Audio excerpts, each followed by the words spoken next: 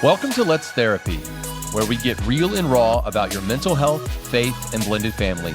We're your hosts, counselors Scott and Vanessa Martindale. Now let's therapy. Hey guys, welcome back to Let's Therapy, episode 3 of season 3, where we're going to be continuing our discussions about narcissism. Yes. If you haven't already, check out last 2 weeks where we've talked about definitions, we've talked about the first few steps of how to deal with that, and today we're going to dive in even more. If you are not familiar, we are Scott and Vanessa Martindale, counselors, and your hosts today. And we're going to have a good time with this. We're going to really try to hone in as a married couple and as counselors and people who work with blended families through our ministry, Blended Kingdom Families. Narcissism comes up almost on a daily basis. And I see this not only in full developed, diagnosable, people, but also just in small personality traits that we experience just as selfish people. Yeah. And we deal with this in co-parenting. We've dealt with this. The statistics show that children who come from divorce have a higher aptitude for developing narcissism. Yeah. So we've developed this and seen this in a lot of different areas. So we're trying to point some resources and give you some encouragement today. Yeah. Well, and last week we hit on an amazing resource that we have, and a therapist, he's a psychotherapist, psychologist for, I think, like 40 years. He's absolutely amazing, but it's Dr. Les Carter, you guys. He was, Scott and I, he was our therapist when we were going through a really hard season with our blended family. And he is an expert on narcissism. He has his own YouTube channel called Surviving Narcissism. And if you go to his website, he does also have resources, a book. And we were pulling from his book some key pieces of advice for dealing with narcissistic individuals. And last week we got through points 1, 2, and 3, which was education, so you want to educate yourself, setting boundaries with a narcissist, and then practicing self-care. So this week we want to hit 4, 5, and 6. And number 4 is seeking support. So as you're dealing with maybe a spouse, a child, or even an ex-spouse, a co-parent, you want to be able to connect with others who maybe have experienced similar situations, which can be incredibly helpful. Godly counsel, a therapist. We're big proponents of biblical counseling, and also picking up his book, because this book can offer suggestions on finding support for groups and therapy options. There's a lot of support groups out there for people who have family members or friends that are narcissists, and how you can go about setting these boundaries and practicing self-care and taking care of all these emotions that you may be feeling. Well, the hardest part about being in any type of relationship with a narcissist is understanding what is up and what is down. Like, what is real and what is not. Yeah. You are in constant, disagreement with really reality between the concept of love bombing and you're getting just absolutely adored. And then the other side of it is when anything is kind of pointed out, you become the scapegoat and you're getting gaslit for all these different things that you had nothing to do. So it's really just hard to understand where you are on a day-to-day basis and where your relationship is and how that can affect even your healthy relationships, because you are so emotionally, spiritually, and physically unstable. So the support groups I love because it gives you a concept of, let me surround myself with people who are all fighting the same battles, but can also speak truth and can speak wisdom to me.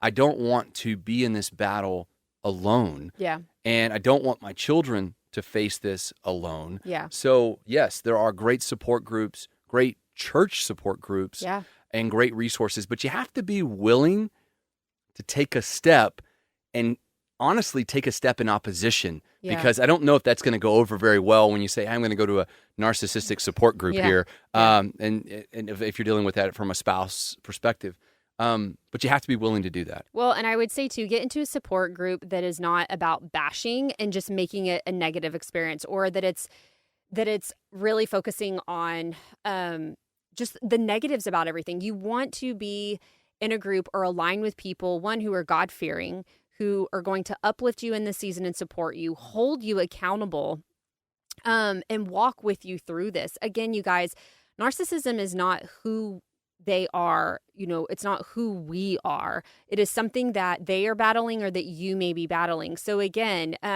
it's one thing to go to a support group and it ends up turning into this kind of bashing session is what we say, because we see this a lot, especially in groups whenever we're doing co-parenting and things like that. It just wants to become the session where you're just talking negatively about this person versus the situation at hand. And remember that the real enemy is not the person. It's the spirit, and it's Satan, wanting to attack the relationships and the identity. So understand that there's a very physical part of this and there's a spiritual part of this. But so you want to get into healthy, God-fearing, godly support groups, or have that supportive community, whether that's other family members, or friends, or a mentor, or godly counsel.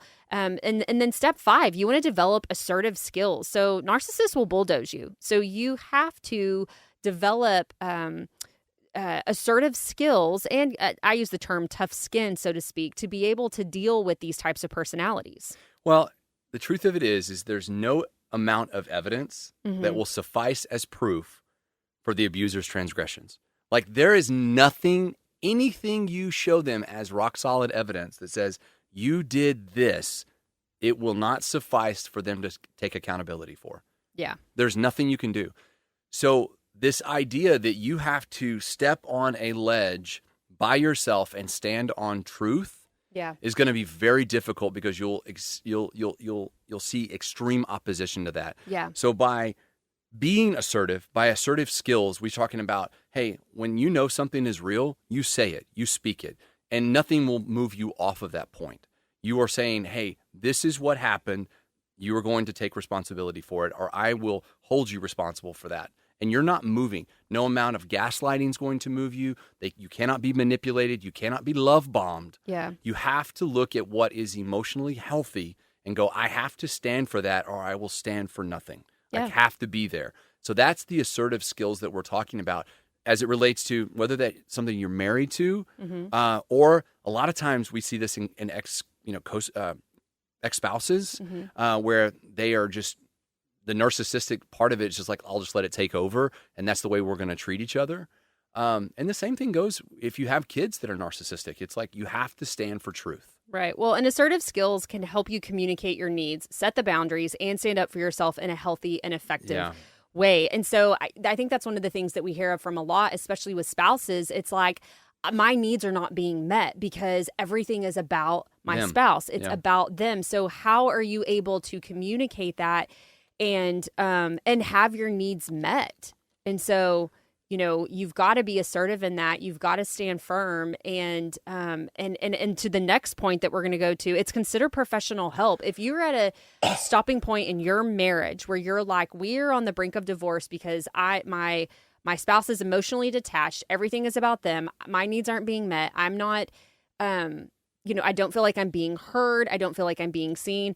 Consider professional help, you guys. And if you find yourself struggling with the effects of narcissism, find a therapist or a counselor who specializes in narcissistic abuse and can be beneficial for your situation. A therapist can provide personalized guidance and support tailored to your specific situation. Again, I would recommend finding someone who specializes in it or who works with a lot of narcissistic clients and patients. I say this, and I don't say it lightly, but I'm going to say it anyway, because sometimes people just need to hear reality.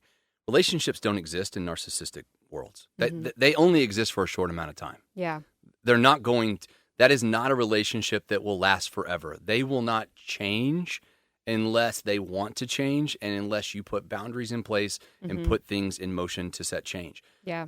The amount of marriages that I've counseled that I've seen narcissistic either tendencies or full-blown disorder, they do not survive unless people are willing to change.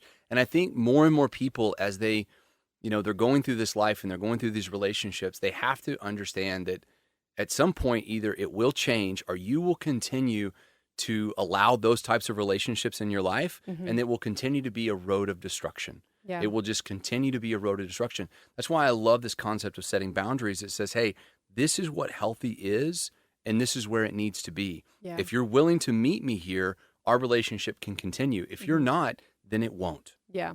It just won't, because nothing healthy will come out of that. And what we've seen over generation of generation is that trickles down. These are the behaviors that you're teaching your children, that you're allowing your children to be taught. Well, that it's okay to treat somebody this way. 100%. Yeah. Like to have emotional separation of no accountability for, God put us here as emotional beings to connect. He created man and wife to connect, not only spiritually, but emotionally and physically.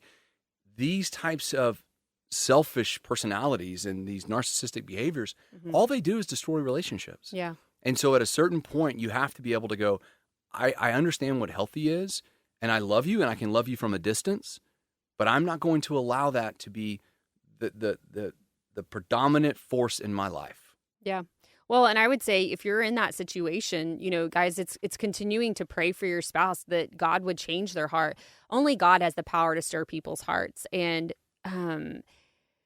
I would say, too, it's using discernment. Like if you're at a point in your marriage or relationship, you're like, I'm afraid that I'm going to divorce or whatever. You guys, that's where considering professional help comes into play. Yeah. And again, God can change anybody's heart. And so just continuing to pray for your spouse and over your family, over your marriage, and both of your hearts. And so we just want to leave you guys with that. And remember that each person's experience with narcissism is unique, and the strategies to work for one person may not work for another. So it's important that you seek out the help that you need. And again, I love the strategies that Dr. Carter gave in his book, educating yourself, setting boundaries, practicing self-care, seeking support, developing assertive skills, and considering professional help. These are all things that you can take into consideration as you're dealing with a relationship that is, dealing with narcissism. I think that is absolutely correct. And I'm just excited that we've been able to cover this.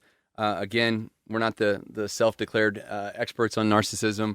We just happen to love people, and we want to give you resources. So hope you've enjoyed this episode. We've enjoyed being here with you. Join us next week. We're going to start diving into a new topic. We're going to talk about enmeshment. And we did a podcast on this before and got a ton of feedback. So we're going to love doing that one. Make sure that you leave us a review. If you love what we're doing, we'd love to hear from you. And also, you can check out all of our resources at blendedkingdomfamilies.com. If you're a blended family and you're in need of one-on-one coaching, we have that available to you. And also, if you are a blended family in the DFW area, we have the Blended Family Conference coming up in October. Check out our website. You can grab tickets for that. We would love to see you there. You guys have a wonderful, wonderful day. Be blessed in all that you do.